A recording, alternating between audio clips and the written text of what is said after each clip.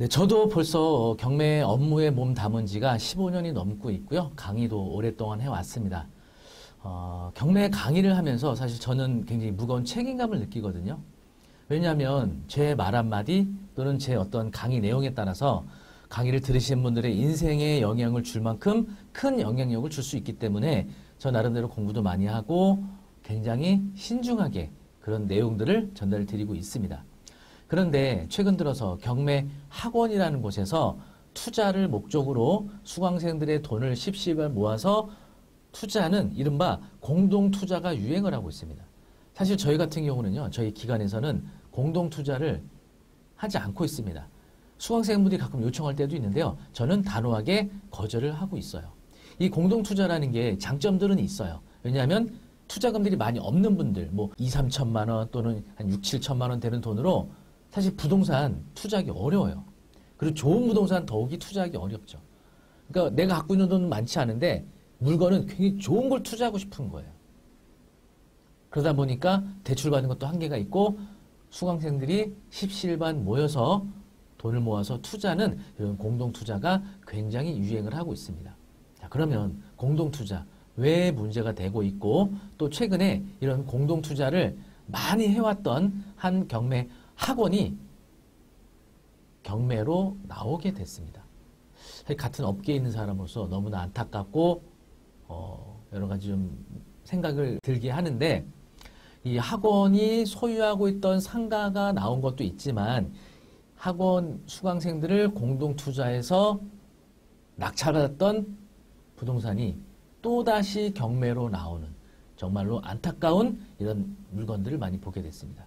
자, 이 내막은 어떻게 되는지 함께 알아보도록 하겠습니다. 최근에 이제 나왔던 뉴스 기사인데요. 추정 60분에서도 방송이 됐었죠. 대박은 없다. 공동투자의 덫. 부동산 공동투자 피해 실태 취재라고 되어 있죠. 내용을 보시면 비교적 안전한 재테크 수단으로 선호되는 부동산, 특히 낮은 가격에 취득이 가능한 공경매 부동산 분야는 따로 공부하고 투자하는 사람들이 많을 정도로 인기가 많다. 최근 유튜브에는 경매 낙찰 및 부동산 투자로 큰 돈을 벌 수 있다는 정보들이 많다. 자칭 경매 거장이라는 A 원장은 서울에서 경매학원을 운영하며 아들과 함께 부동산 전문 유튜버로 활동 중이다. 40년 가까이 부동산 투자 외길을 걸었다는 A 원장과 아들. 하지만 A 원장 부자를 믿고 부동산에 투자한 사람들은 수년째 높은 수익은커녕 원금조차 찾지 못하고 있다며 피해를 호소하고 있다.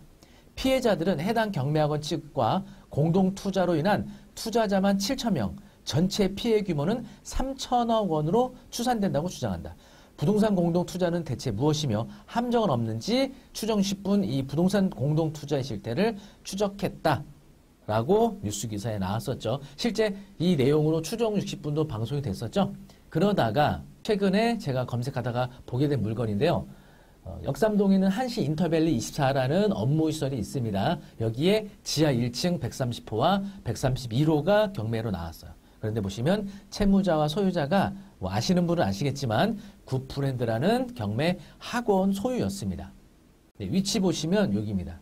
저도 업무 때문에 이쪽에 자주 왔다 갔다 하는데 위치 너무 좋아요. 선릉역 바로 앞에 위치하고 있는 업무시설인데 현재 130호 31억 5천에서 현재 2번 유찰돼서 최저가 20억 1,600으로 내려와 있고요. 그리고 131호 39억 7천짜리가 20억 4천 80만 원까지 두 번씩 각각 유찰이 되어 있는 상태입니다.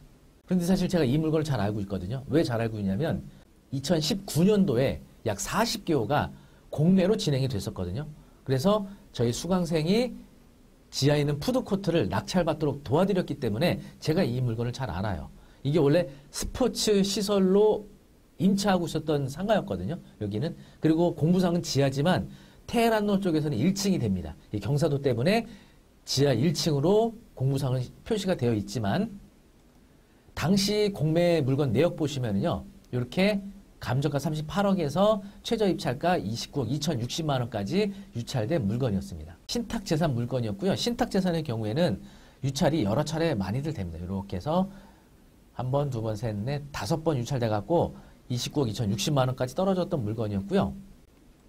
131호도 마찬가지예요. 28억 8천에서 21억 540만 원까지 유찰된 상태였고요. 보시면 낙찰 내역은 단독으로 입찰을 해서 23억 1260만 원에 최저가에서 한 2억 정도 더 써서 단독으로 낙찰 받았고요. 그리고 옆에 호수도 역시 단독으로 응찰해서 21억 6,600만 원.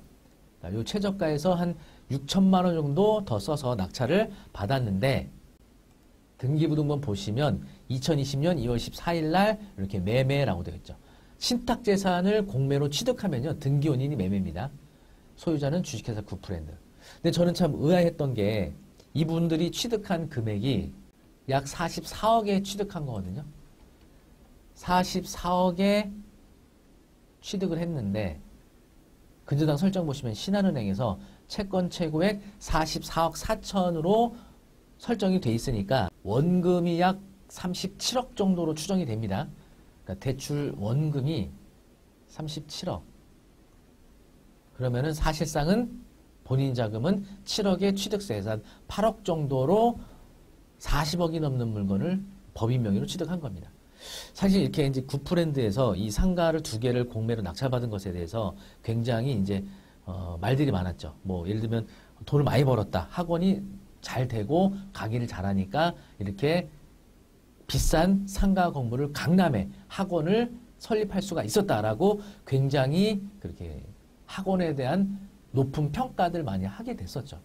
근데 사실 등기부등본 보면 이걸 현금으로 사업 취득하는 것과 대출 37억을 받고 44억에 취득하는 건 좀 다른 거거든요. 이때 그 2020년도에는요, 담보대출 금리가 높지 않았지만 금리 인상이 되면서 상업용 부동산 금리가 무려 6%까지도 올라갔었습니다. 이거 원금 37억을 6%로 환산하잖아요. 그럼 한 달에 이자만 약 1,900만 원 내야 돼요. 한 달에 1,900만 원 임대료, 관리비, 인건비 하면은 한 4, 5천만 원 나가야 됩니다. 매달. 이거 사실은 경매 학원이라는 게 수익성이 그렇게 좋은 사업이 아니거든요.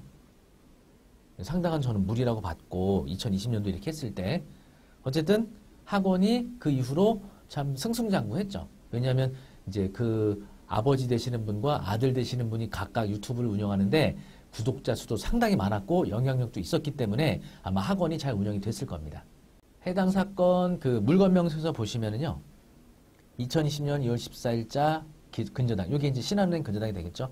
그리고 신모 씨, 이분이 이제 그 유튜브 운영하시는 신모 씨고요. 사업자 등록을 2023년도 6월 27일 날 했고 또 구프랜드 에듀라는 사업자로 또 임차 신고를 했는데 2023년도 5월 23일 두 개 다 이제 대항력은 없죠. 말소 기준보다 늦기 때문에 대항력 없어서 모두 명도 대상이긴 한데 참 안타깝습니다. 경매를 교육하는 기관이 경매 채무자가 되었다? 아 정말 이게 좀 이거를 웃프다고 해야 되나요? 참 안타깝습니다. 네. 그런데 또 하나 문제는 이와 같은 뉴스 기사도 최근에 또 떴어요. 투자하면 10배 수익, 경매 학원발 물치도 사기, 동구 유일섬 개발 피해 속출, 물치도 94억의 낙찰, 공동 투자자 모집해 고수익 약속, 4년 8개월 제자리, 연락도 안 돼, 피해자 103명, 최소 60억. 네, 엄청납니다.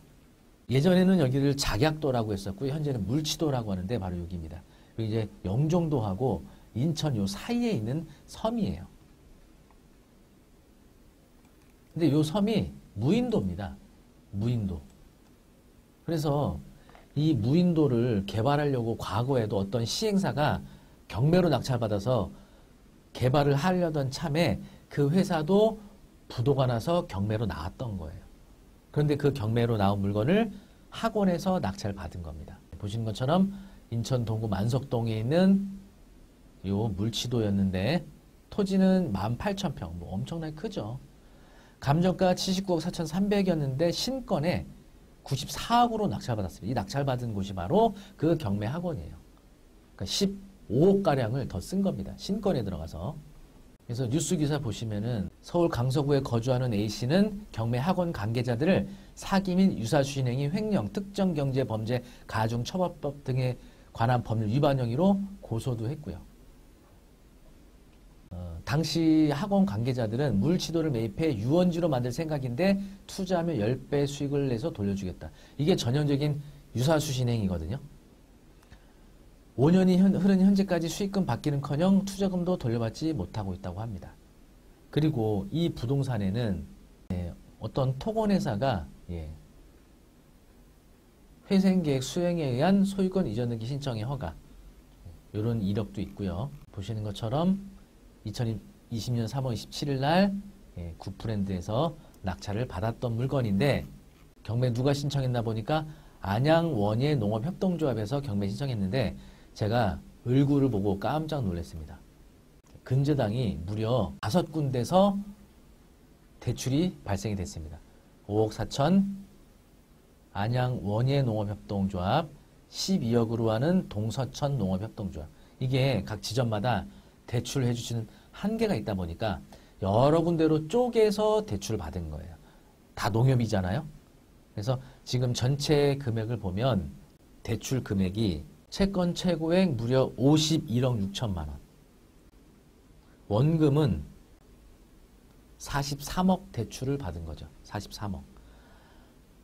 이것도 금리를 한 6% 정도로 계산하면 한 달에 이자만 여기도 무려 2천만 원이 넘게 나갑니다.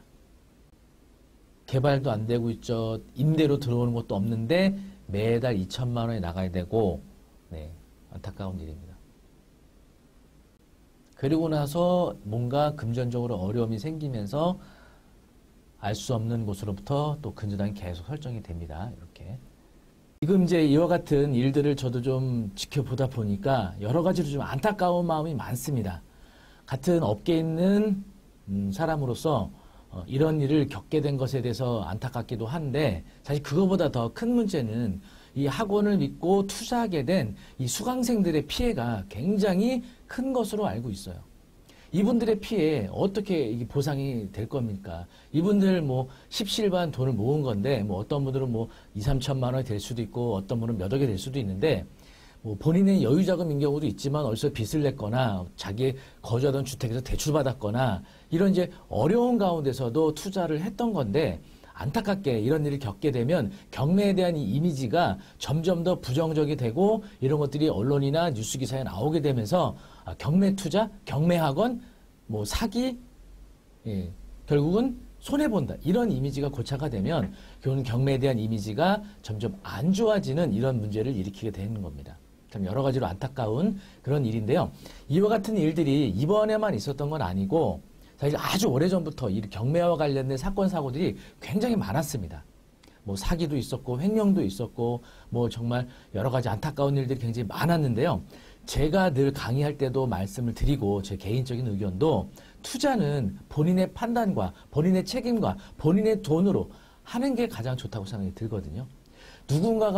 누군가와 뜻을 맞춰서 함께 한다는 거, 이거 되게 어려워요.